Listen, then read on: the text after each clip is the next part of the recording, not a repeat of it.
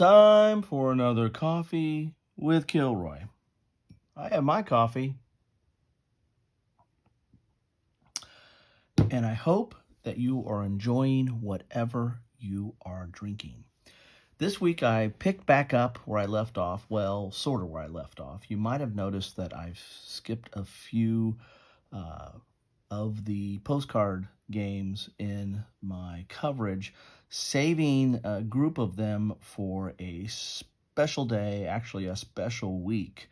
That will be upcoming, so just stay tuned for that. But I wanted to continue with the ones that are not part of that special coverage. And so I picked up with Battle of Cameroon earlier this week. Check that one out. And now I'm continuing on with Imua, which is the Unification of Hawaii 1795. This is where the King of Hawaii was basically facing a civil war of sorts and was going up against two smaller kingdoms of Maui and Oahu to unify the Kingdom of Hawaii.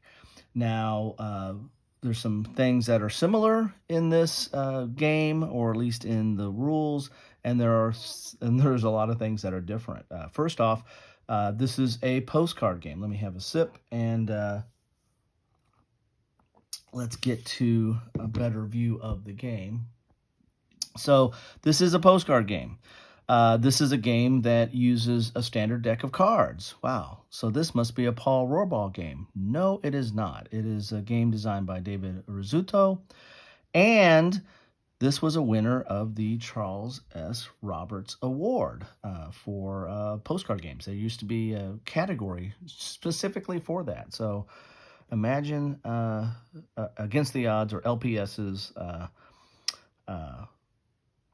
pleasant surprise when they won this, since they're the primary producers of postcards. Man, there's a lot of alliteration going on there.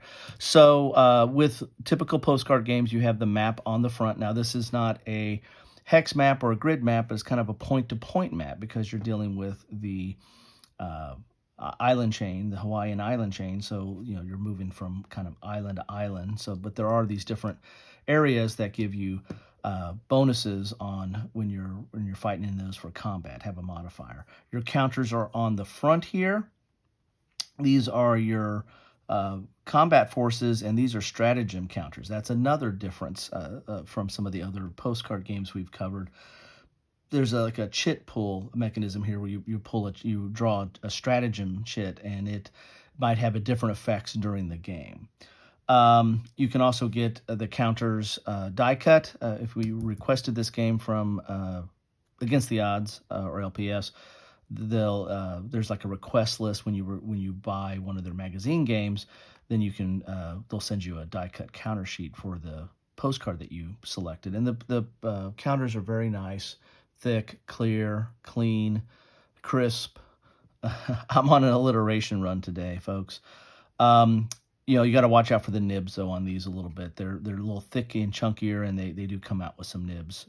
Just be careful of that. But you don't have to have these. You can, cut them out of here and play with them on the board as such. The rules are on the back here, and you can see it.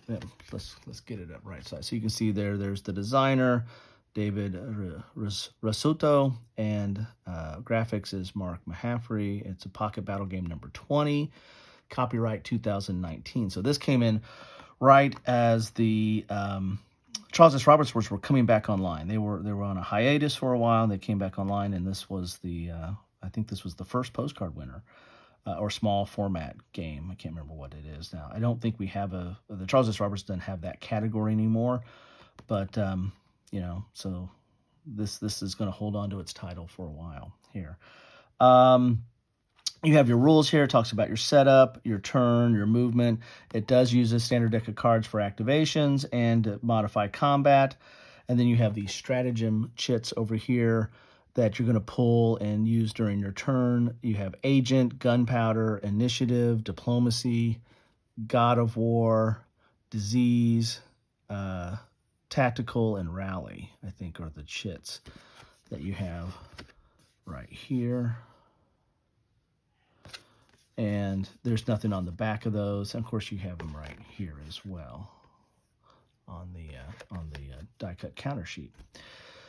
So this is a nice little game here.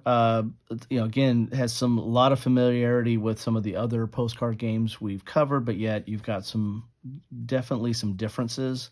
There's not a lot of counters in here, or a lot of units to deal with, but you don't have a very big area. You're dealing with an island chain, and so there's limited areas to move.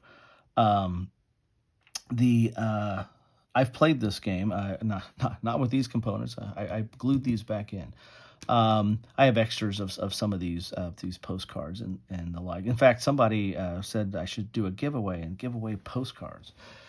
I might be doing a giveaway soon. I need to look into that. My daughters are really urging me to do some giveaways. So I might need to enlist them to help me out with that. Anyway, that's what I have for you today. This is a really nice little game here. Interesting. Is it deserving of the Charles S. Roberts Award? Well, I mean, for postcard games, yeah, sure. Why not? But it's not an overly deep game, but these postcard games are not overly deep. But what it does do, it does cover a battle or war or period that is not typically covered. I think there is some games out there now dealing with Hawaii and the Polynesian type conflicts and the like, but not a lot. And I don't know if there's any that are specific to the unification of Hawaii. So anyway, that's what I have for you today. Thank you so much for stopping by. And the best way I know that you stop by is you leave me a comment.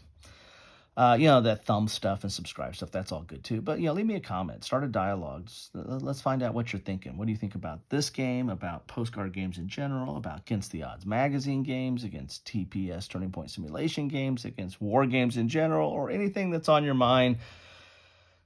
Just keep it civil. Thanks all. Enjoy your coffee or whatever you're drinking, and have a great day.